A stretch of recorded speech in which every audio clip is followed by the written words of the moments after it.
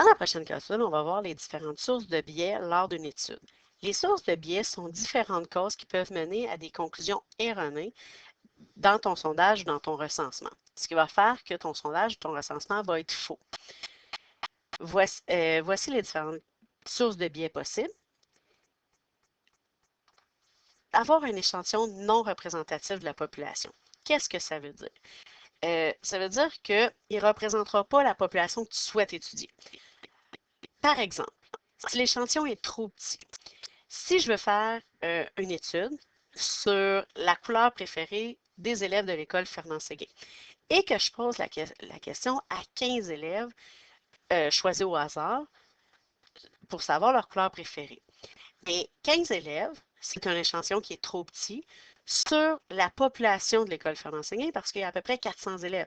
Si tu en demandes juste à 15 élèves sur 400, bien, ça ne sera pas un échantillon assez grand pour être représentatif de la population. Un autre exemple pourrait être si j'interroge les élèves du groupe 110 pour connaître l'opinion de tous les élèves du secondaire 1. Et le groupe 110, c'est peut-être pas un groupe qui représente l'opinion de tous les élèves du groupe tous les élèves du secondaire 1.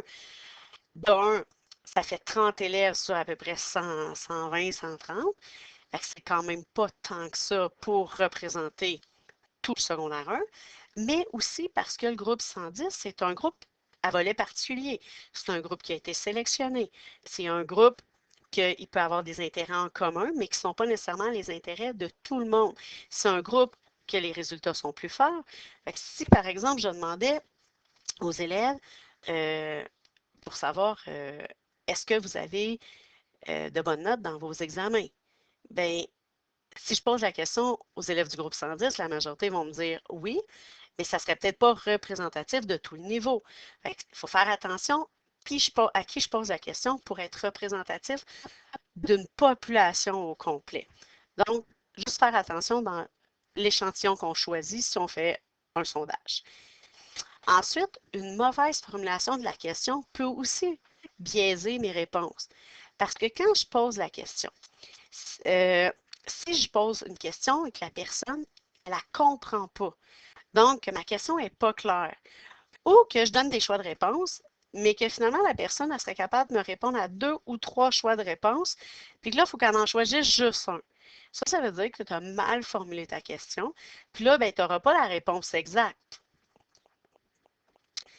Il y a l'attitude de la personne qui fait le sondage aussi qui est important. Par exemple, si tu poses une question, mais que tu donnes des choix de réponse. Puis là, lorsque tu donnes des choix de réponse, mais tu as une attitude où tu fais comme ah, mais c'est sûr que personne ne va choisir cette réponse-là, puis là, tu donnes le choix de réponse. Tu viens déjà d'influencer la personne en lui disant ben là, ça se peut pas que tu prennes ça comme réponse. Fait que faire attention à comment ton non-verbal, tes expressions sont importantes lorsque tu vas faire un sondage, alors, tu sais, en posant des questions aux gens. Ou comment tu vas l'écrire, pour ne pas insinuer que ce n'est pas une bonne réponse si on choisit un des choix de réponse. La représentation inadéquate des résultats obtenus. Ça veut dire que des fois, pour influencer, on va mettre une couleur plus frappante dans un graphique pour dire, hey, ça, regardez, là, ça, c'est meilleur. Donc, ou faire en compte qu'on va mettre en évidence quelque chose dans un graphique, mais qu'il ne l'est pas vraiment.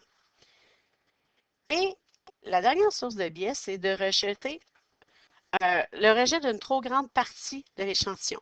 Parce que c'est sûr que quand on fait un sondage, des fois, si on prend un échantillon, puis que là, on dit, ben, OK, telle personne, les réponses qu'ils m'ont données ou comment ils me l'ont répondu, ils l'ont mal fait, ils ont mal répondu ou ils n'ont pas répondu à toutes les questions. Mais des fois, on peut enlever des réponses de notre sondage. Sauf que si on en enlève trop, bien là, on vient de fausser. C'est pour ça qu'on dit qu'il ne faut pas rejeter une trop grande partie, parce que si on en rejette, c'est comme si nous, on veut décider de la réponse. Mais la réponse, ce n'est pas nous qu'il faut qu'elle décide, c'est les gens qui répondent à notre sondage.